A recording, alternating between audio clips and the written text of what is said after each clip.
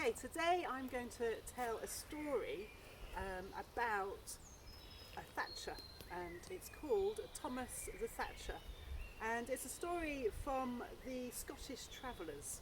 I don't know quite what the origination is, but I know it's from the Scottish Travellers. So, once upon a time, there was a Thatcher, and he was called Thomas. And he was a fantastic Thatcher. And he knew exactly the right straw to use when it was raining or when it was dry, and he knew how to bundle it all up, and he knew how to store it and to save it for the best times. Now, he lived in a very tidy little village with lots of lovely, beautiful little houses, and Thomas would thatch all of the houses, and he made them all look very beautiful, and he kept them watertight, and he made their thatches better than anyone else had ever seen before. And as the lords and ladies came through the village in their horse and carts, they noticed how good the thatches were. And so it wasn't long before those horses and carts were taking Thomas to their little estates, or their big estates, and he was thatching their houses. So he was thatching some of the really big estates of the local countryside.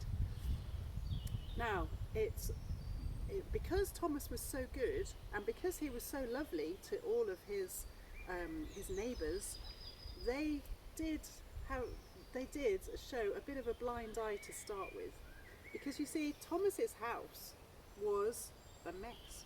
His roof had holes in it, and it was all higgledy-piggledy. There was no straight lines in it, and there was lots of gaps in between where the thatch was. And his neighbours did get a little bit annoyed by this.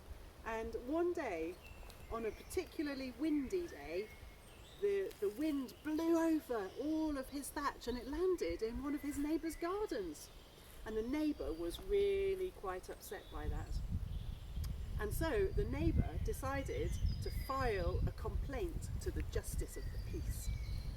So he filed the complaint, and at that time the Justice of the Peace was a travelling man, so he didn't come to the village for a couple of weeks. So it took a couple of weeks before Thomas's trial came to be. And the trial was in the local pub. And by that time, all of the people in the village were behind the neighbour, because they knew that Thomas's roof was an eyesore and Thomas's roof was a mess. And the Justice of the Peace, before he got there, he drove past Thomas's house, and he saw how much of a mess it was in, and he could indeed see that it was a mess. And he was very sad when he saw it, because he could see that the rest of the village was so beautiful, and it could win awards for its beauty if it was for Thomas's house, if it wasn't for Thomas's house.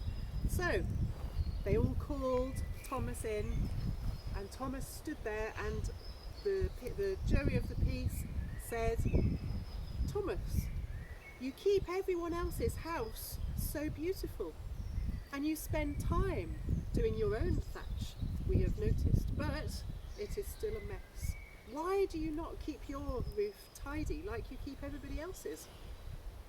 And Thomas looked at the jury, and he looked at the judge, and he said, "Well, I have kept all of your roofs watertight. I have kept all of your roofs neat with square edges, and I have kept all of your roofs with no holes.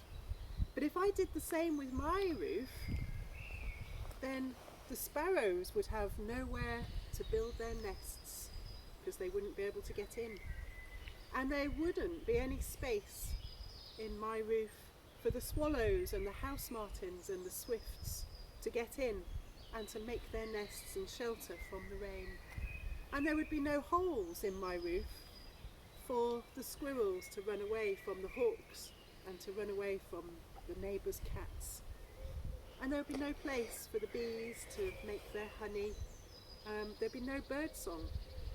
So I keep my roof untidy for the animals, so that we can have honey and we can have bird song in the morning, and we can see the squirrels running around and planting their nuts around us.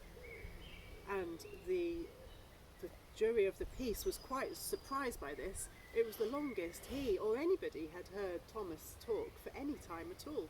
And so he said, okay, thank you, Thomas, for your